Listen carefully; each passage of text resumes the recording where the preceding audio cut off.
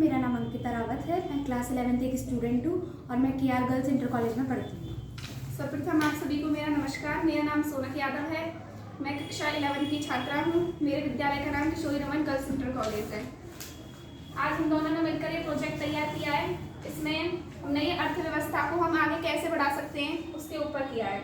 तो पहले यहाँ डायग्राम्स के थ्रू हमने इधर समझाया है, उसके बाद स्टेप्स को यहाँ पे लिखा है, उसके बाद हम आपको समझाएंगे इसको। सबसे पहले हम आपको बताना चाहेंगे कि अर्थव्यवस्था का अर्थ क्या होता है। अर्थव्यवस्था का अर्थ होता है अपने राष्ट्र के लिए आर्थिक रूप से, सामाजिक रूप से किए जाने वाला कार्य अर्थव्यवस्था कहलाता है। अब सबसे पहला प्रश्न हमारा होता है कि अर्थव्यवस्था को हम कैसे बढ़ा सकते हैं।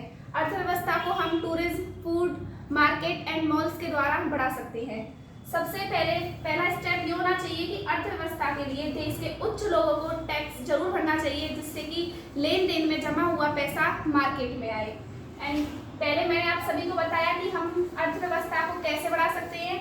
अब मैं आपको बताना चाहूँगी कि देश की अर्थव्यवस्था कैसे बढ़ाई जाए। टूरिज्म को बढ़ावा देके, फैशन इंडस्ट्री को बढ़ावा देके, फूड इंडस्ट्री को बढ़ावा देके, एंड जो हमने इसमें मेन पॉइंट लिया है मेडिकल इंडस्ट्री को बढ़ावा देके।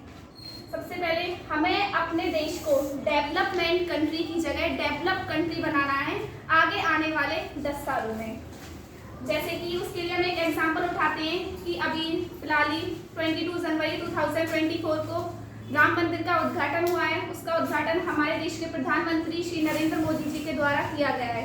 उसको वहाँ पर देखने के लिए टूरिस्ट बहुत ज़्यादा आए हैं, वहाँ पर टूरिज्म बहुत ज़्यादा बढ़ा है। तो पहला पॉइंट हमारा यही हुआ कि टूरिज्म को बढ़ावा किस प्रकार दिया जाता है। जैसे कि राम मंदिर बना तो वहाँ पर टूरिज्म बहुत ज़्यादा बढ़ा, और पिछले 10 सालों में जो हमारी इकोनॉमी है वो बहुत ज़्यादा आगे बढ़ी है, और आगे आने वाले 10 सालों में भी हमें अपनी इकोनॉमी को और आगे बढ़ाना है।